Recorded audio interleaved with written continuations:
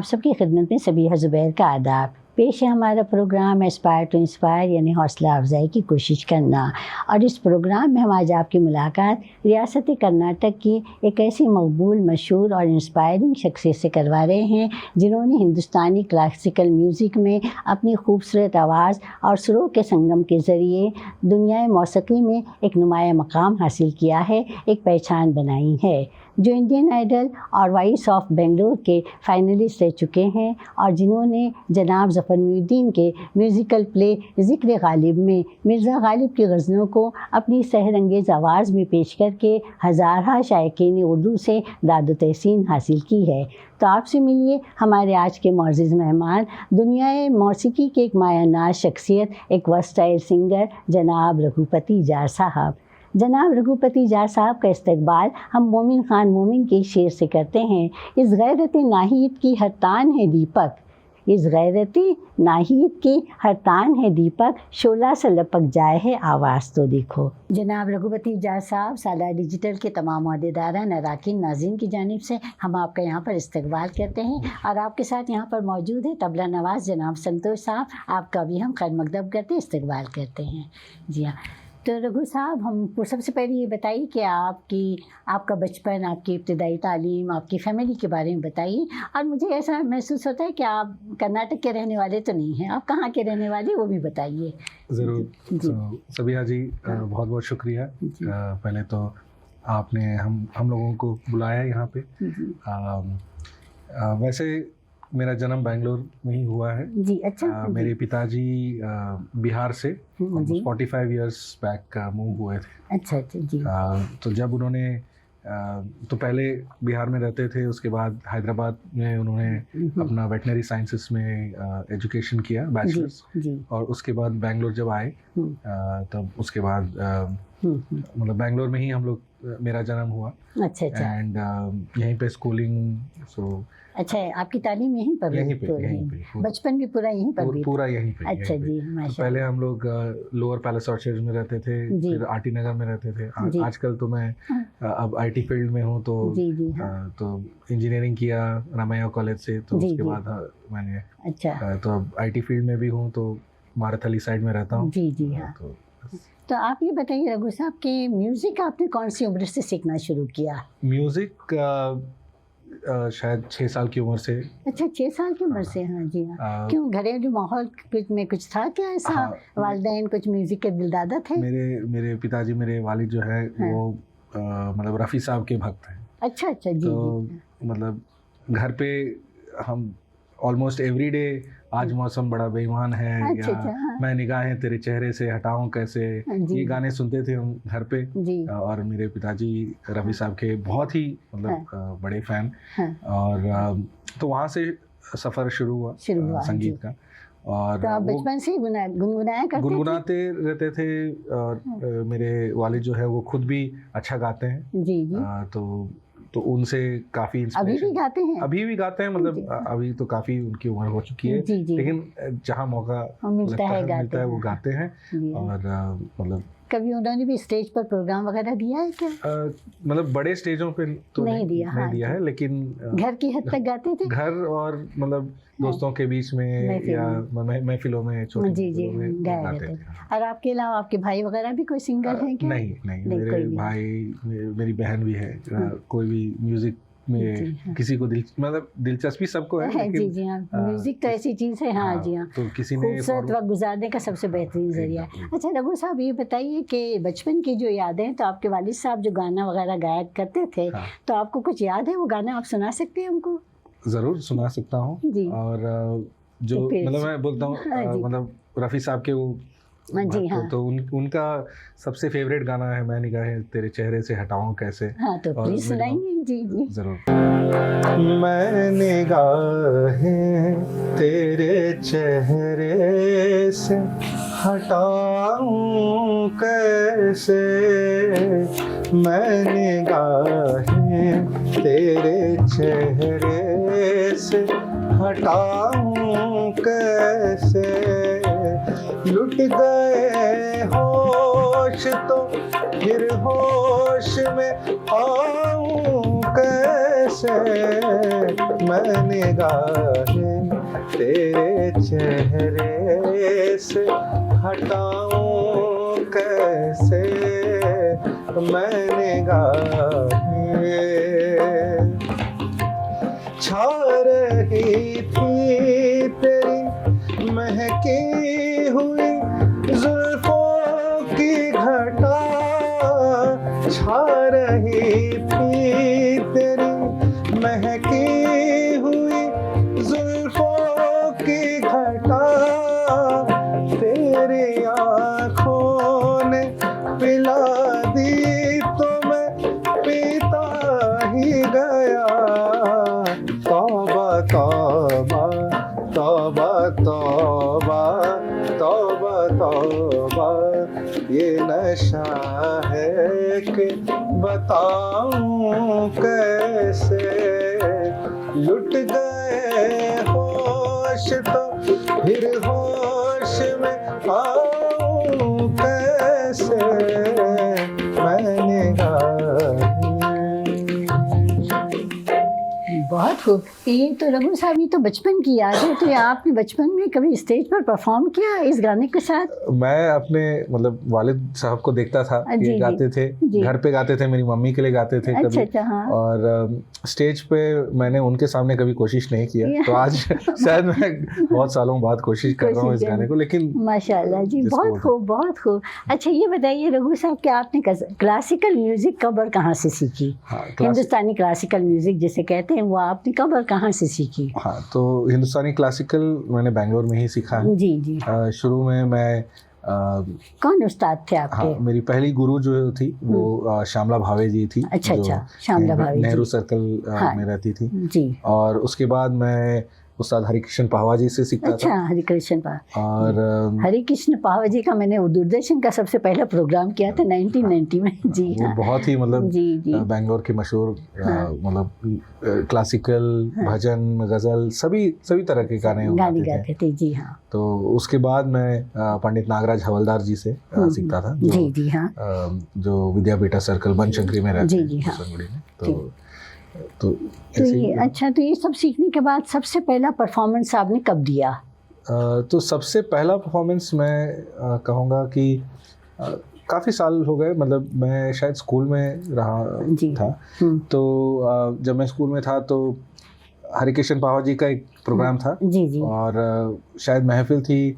बेंगलोर के एक अच्छे सिंगर हैं किशन डालमिया जी जी। हाँ। तो किशन डालमिया जी के घर में एक महफिल थी जी। हाँ। तो उसमें मेरे जो गुरुजी हैं हरिकृष्ण पाहवा जी ने कहा कि बेटा तुम कुछ सुनाओ। जी जी। हाँ। और वहाँ पे एक क्लासिकल गाना मैंने पेश किया जी जी। राग बागेश्वरी में। तो वो मैं कहूँगा कि मेरा पहला जो प्रोग्राम था या परफॉर्मेंस था। तो वो राग सबसे अलग राग है क्या? हाँ, मतलब नहीं, मौसीकी की बहुत सी किस्में होती है, मुझे तो इतना नहीं मालूम, लेकिन इतना मालूम है कि गज़ल है, ख़याल है, सूफ़ी संगीत है, ठुमरी है, कथक है। तो इन सब में राग भावे का जो जिक्र किया है, राग बागेश्वरी में एक छोटा ख्याल पेश किया था। ख्याल पेश किया था। हाँ जी। तो वो सुना सकते हैं आप? कोशिश करूँगा जी। हाँ, देखिए। हाँ जी। हाँ। समगर ने सम ग मदनी द म पद म प ग रे ने ध सा, कौन करत तोरी बिनती पिहरवा, कौन करत तोरी बिनती पिहरवा, मान न मान हमारी बात, मान न मान हमारी बात, कौन करत तोरी बिनती पिहरवा, कौन करत तोरी बिनती पिहरवा, मान न मान हमारी बात, कौन करत तोरी बिनती पिहरवा, जब से गयो मोहे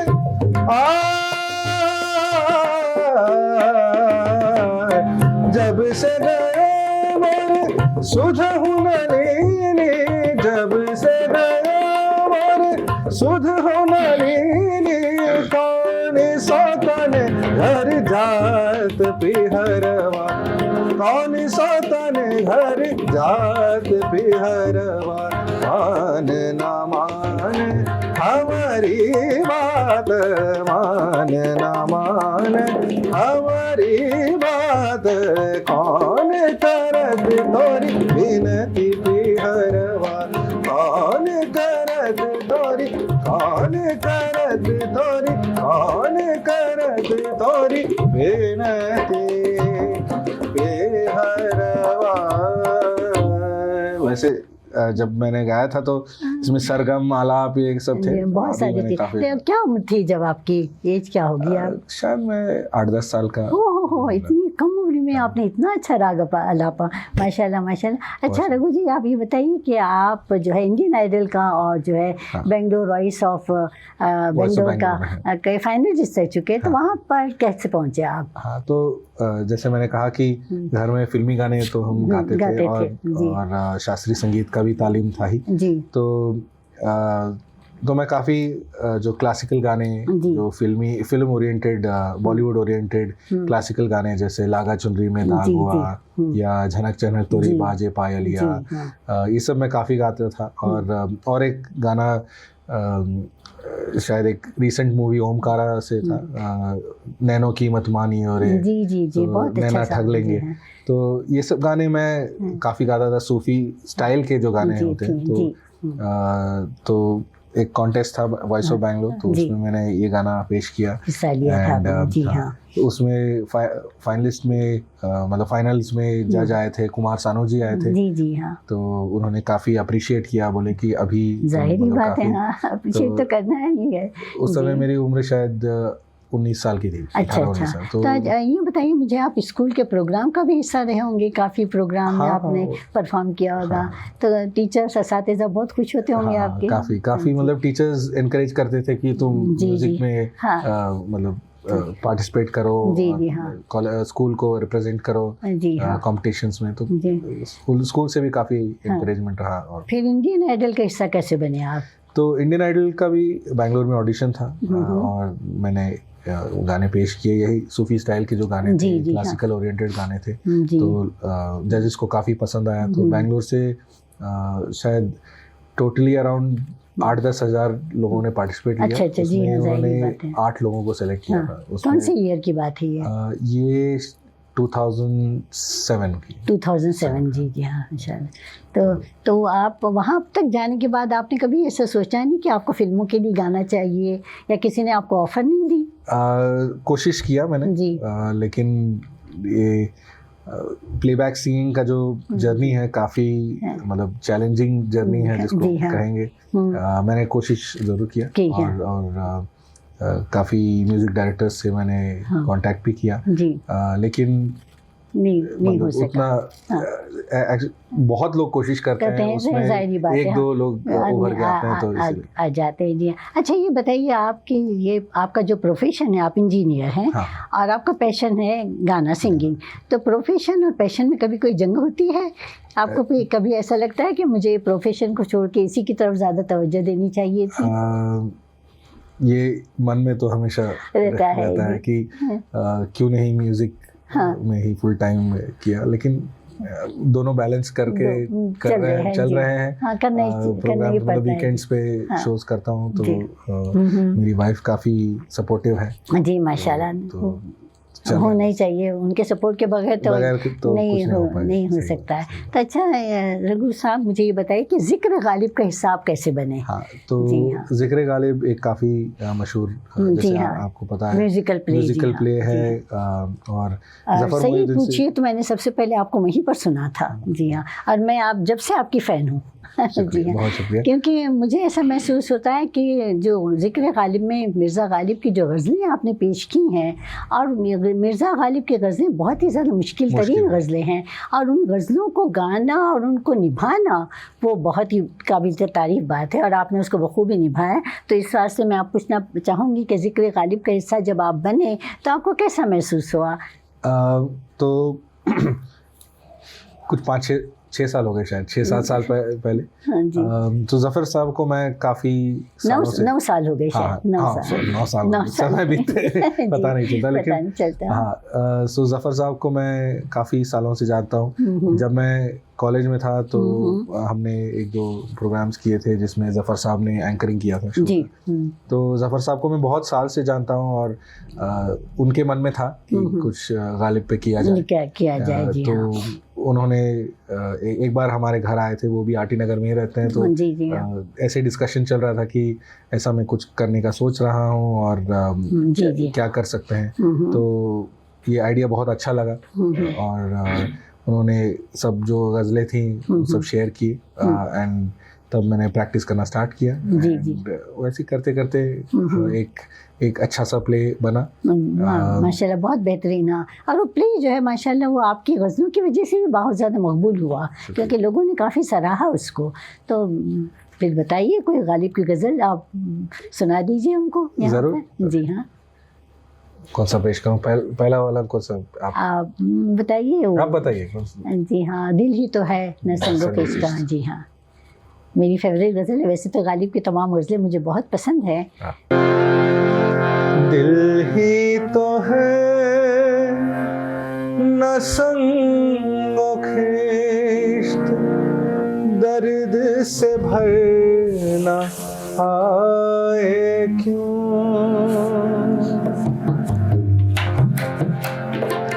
दिल ही तो है न संगो खेश्त, दर्द से भरना आए क्यों। रोएंगे हम 1000 बार, कोई हमें सताए क्यों। रोएंगे हम 1000 बार, कोई हमें सताए क्यों।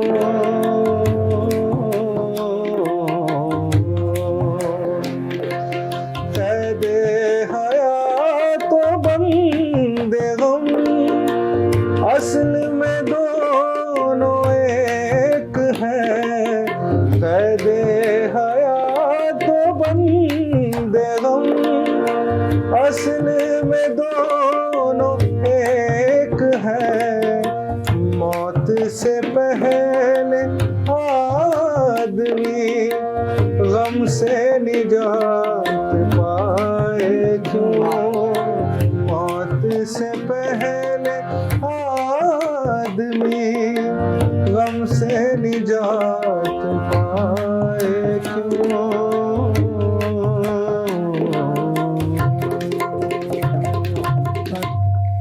डॉक्टर साहब वो भी सुना दीजिए मुझे, दिले नादा तुझे हुआ क्या है, आखिर इस दर्द की दवा क्या है। छोटी बहर की गज़ल है लेकिन बहुत ही खूबसूरत गज़ल है और आपको उसने इतनी खूबसूरती के साथ निभाया कि मैं क्या बताऊं। ज़रूर।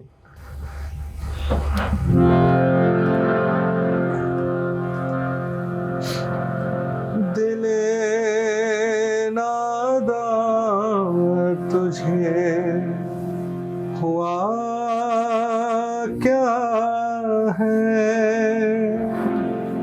आखिर इस दर्द की दवा क्या है। हमको उनसे वफा की है उम्मीद, हमको उनसे वफा की है उम्मीद। जो नहीं जानते वफा क्या है, जो नहीं जानते वफा क्या है। बहुत खूब रघु साहब। एक और गज़ल मैं सुनना चाहूँगी यहाँ पर, बल्कि चाहूँगी कि हमारे नाज़रीन को भी आप सुना दीजिए वो, कि वो और बाज़ार से ले आए अगर टूट गया। ज़रूर। उनके देखे से जो आ जाती है मुँह पर रौनक, वो समझते हैं कि बीमार का हाल डलता है। वही गज़ल है। जी हाँ। सागरे जम से मेरा जाम से फाल अच्छा है। और बाजार से ले आए अगर टूट गया सागरे जम से मेरा जामे सिफा अच्छा है उनके देखे से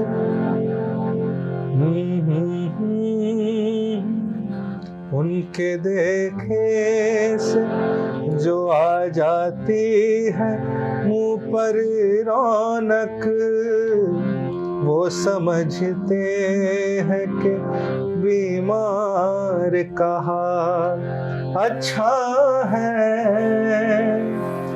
देखिए पाते हैं उशाक बुतों से क्या देखिए पाते हैं उशाक बुतों से क्या एक ब्राह्मण ने कहा है कि ये सा अच्छा है एक ब्राह्मण ने कहा है कि ये सा अच्छा है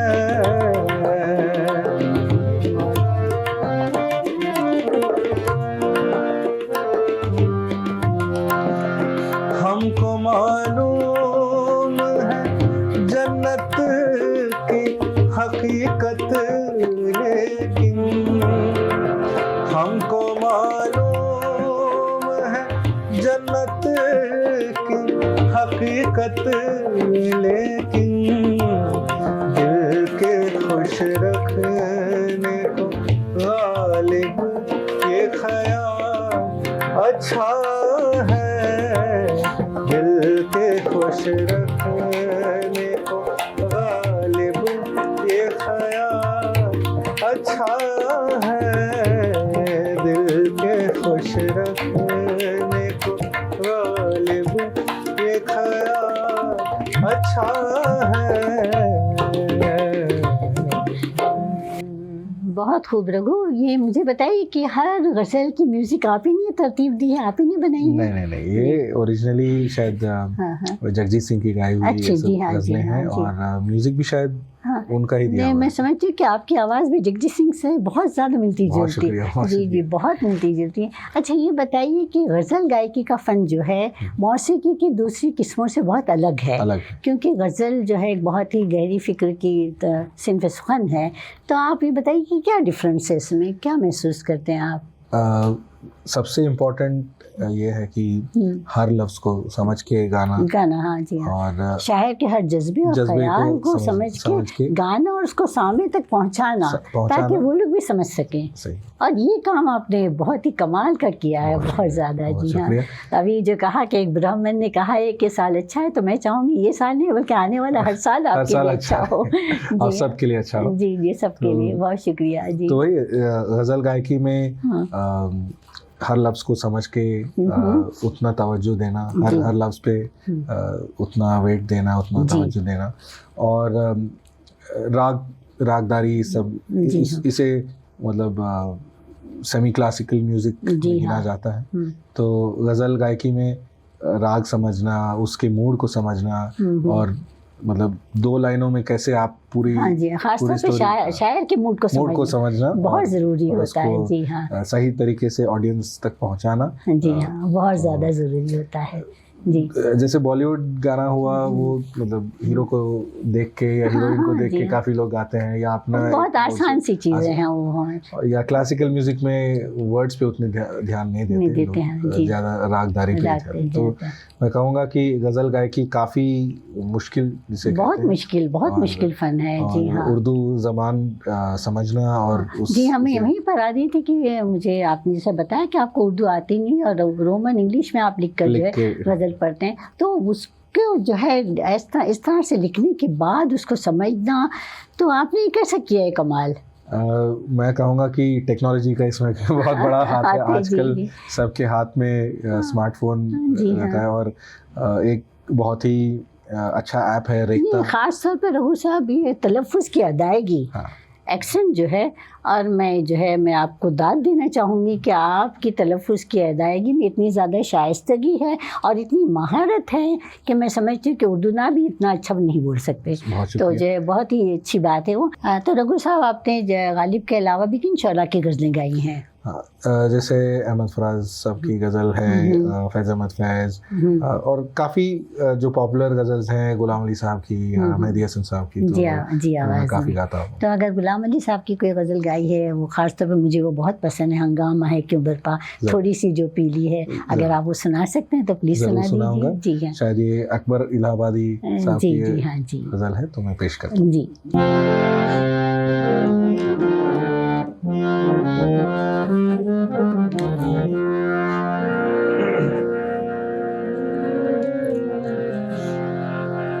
राग दरबारी में ये गज़ल है। जी। तो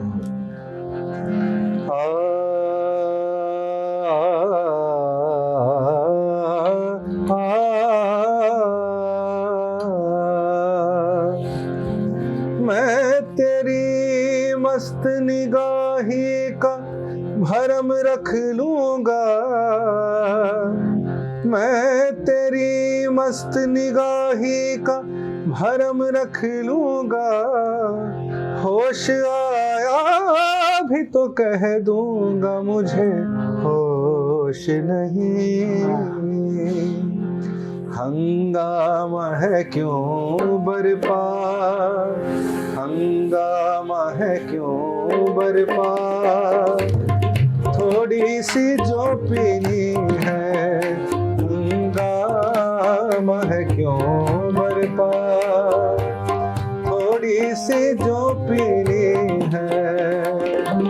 डाका तो नहीं डाला, डाका तो नहीं डाला, चोरी तो नहीं की है, हंगामा है क्यों बरपा, थोड़ी सी जो पीनी है। डाका तो नहीं डाला, डाका तो नहीं डाला, चोरी तो नहीं की है, हंगामा है क्यों बरपा, थोड़ी सी जो पीनी है।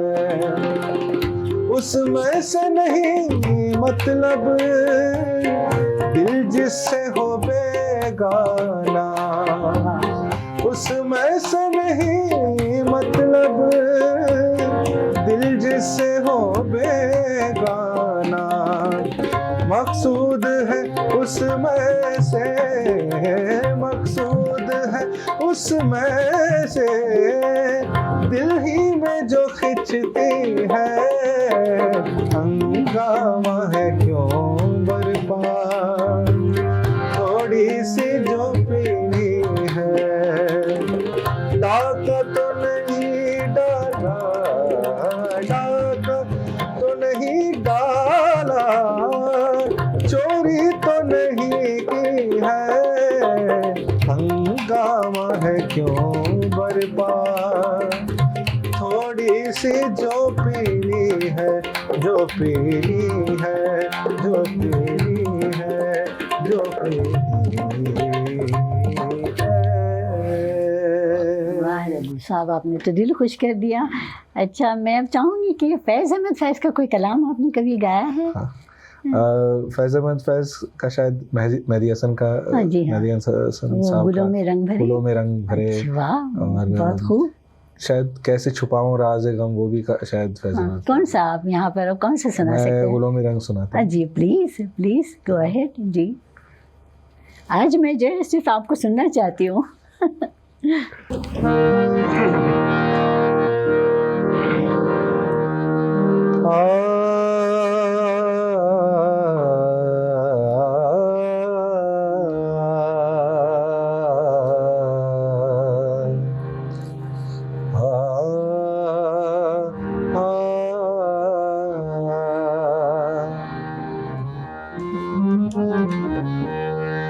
गुलों में रंग भरे,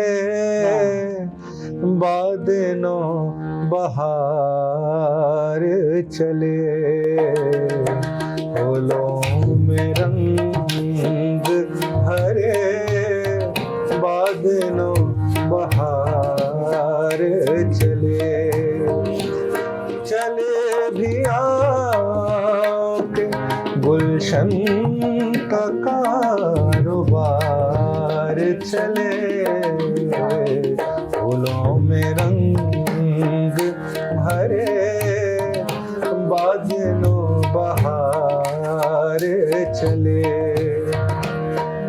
कफस उदास है यारों सबा से, कुछ तो कहो,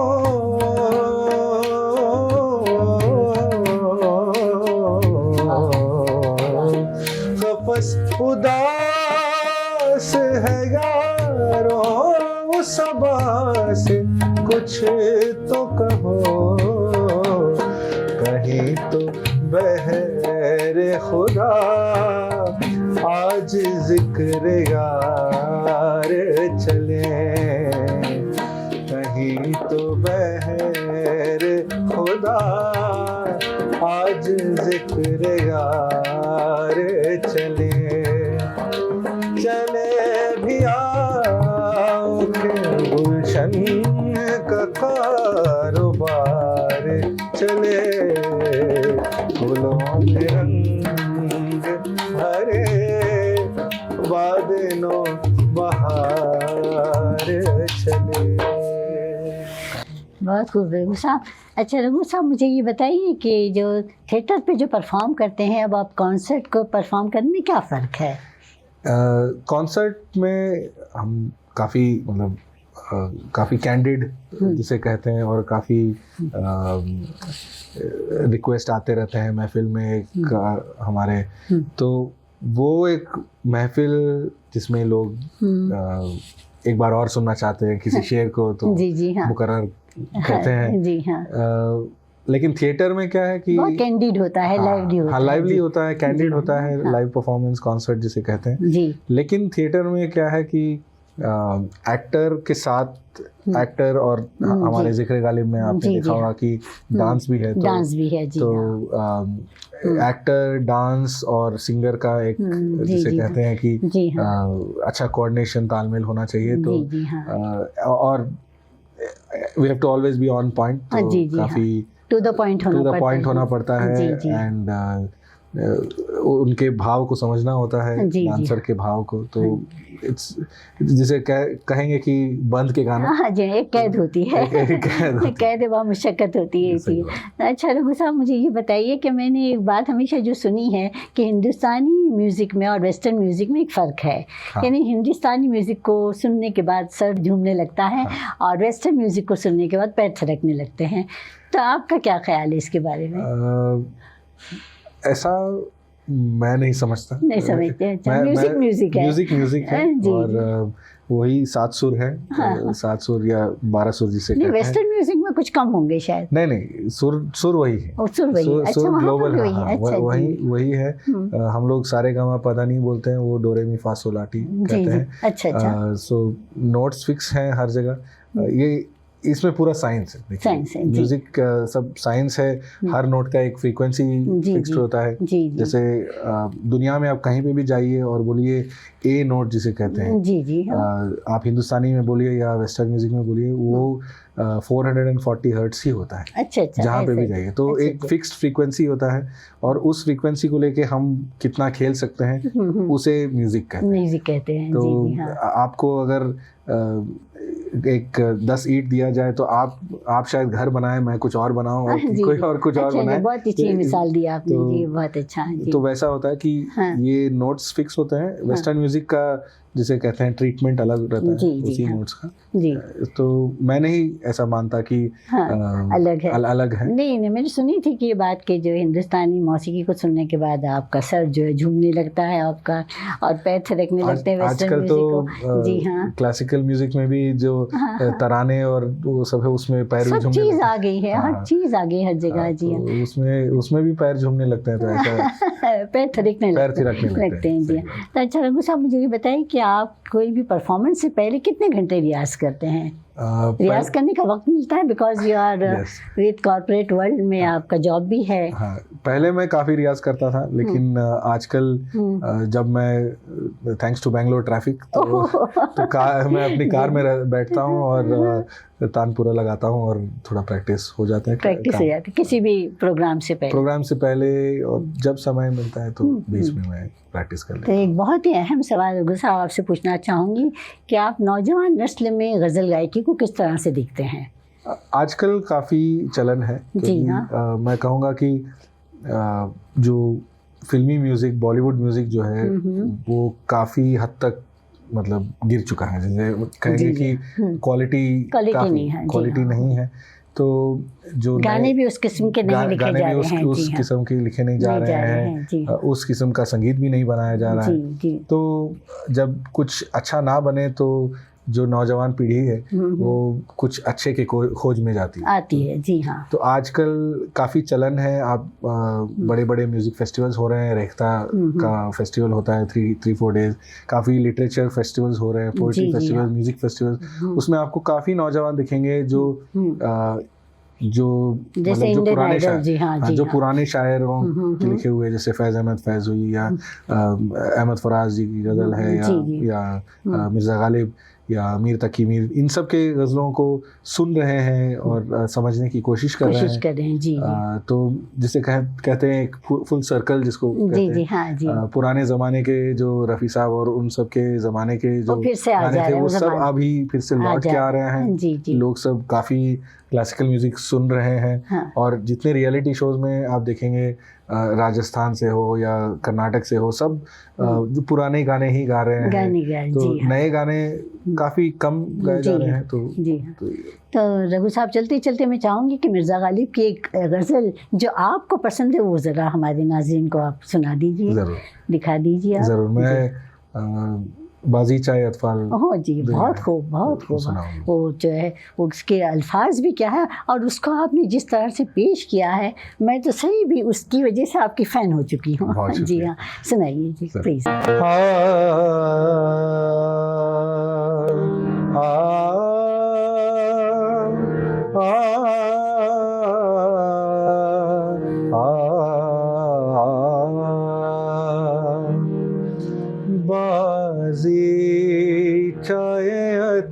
अतफाल है दुनिया मेरे आगे, बाजी चाहे अतफाल है दुनिया मेरे आगे, होता है शबो रोज तमाशा मेरे आगे, बाजी चाहे अतफाल, होता है निहागर्द में सहरा मेरे होते, होता है निहागर्द में सहरा मेरे होते, घिसता है जबी खाक पे दरिया मेरे आगे, बाजी चाहे अतफाल है दुनिया मेरे आगे, बाजी चाहे अतफाल, मत पूछ के क्या हाल है मेरा तेरे पीछे, मत पूछ के क्या हाल है मेरा तेरे पीछे, तू देख के क्या रंग है मीना मेरे आगे, बाजी चाहे अतफाल है दुनिया मेरे आगे,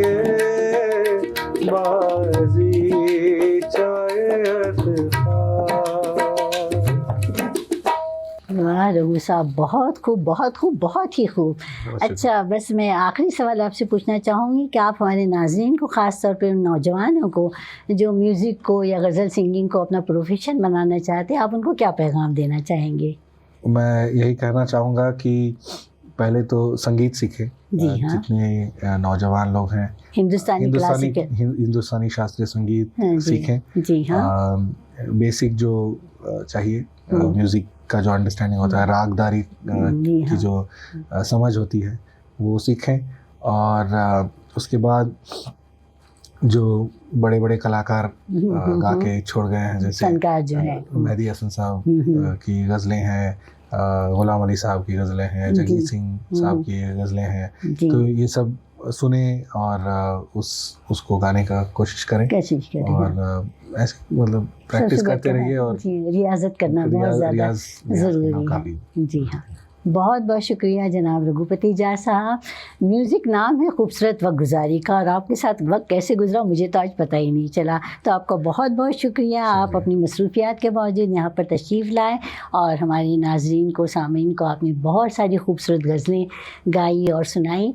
तो हम बहुत ही मशकूर और ममनून हैं आपके। शुक्रिया, बहुत शुक्रिया। नाज़रीन, आपने देखा, आपने सुना, ये थे हमारे आज के मोअज़्ज़िज़ मेहमान रघुपति जा साहब, दुनिया मौसीकी की एक मायनाज शख्सियत, एक वर्सटाइल सिंगर। काबिल फ़ख्र और मसरत की बात यह है कि उर्दू न जानते हुए भी आपके लब लहजे में शाइस्तगी है, महारत है, जो बहुत ही काबिल तारीफ़ बात है। और जिन्होंने रोमन इंग्लिश में गज़ल, गीत और नगमे लिख कर 2500 से ज़ायद प्रोग्राम पेश किए हैं और आज आप आलमगीर शोहरत रखते हैं। तो नाज़रीन, आप भी अगर मुस्तक़बिल के अच्छे सिंगर बनना चाहते हैं तो आप भी मेहनत कीजिए, कोशिश कीजिए। हो सकता है कि आपकी मेहनत और कोशिश रंग लाए और आप भी मुस्तक़बिल के एक बहुत ही मशहूर आलमगीर शोहरत याफ्ता सिंगर बन पाए, क्योंकि nothing is impossible, hard work is the mother of good luck. कि बकौल शायर, मेहनत करे इंसान तो क्या हो नहीं सकता, मेहनत करे इंसान तो क्या हो नहीं सकता, वो कौन सा उगदा है जो वह हो नहीं सकता। आइंदा हम फिर मिलेंगे चंद और नई बातों और नई शख्सियतों के साथ। तब तक के लिए सबिया ज़ुबैर को इजाज़त दीजिए। खुश रहिए और अपनी ज़ात से दूसरों को खुश रखने की कोशिश कीजिए। बहुत बहुत शुक्रिया।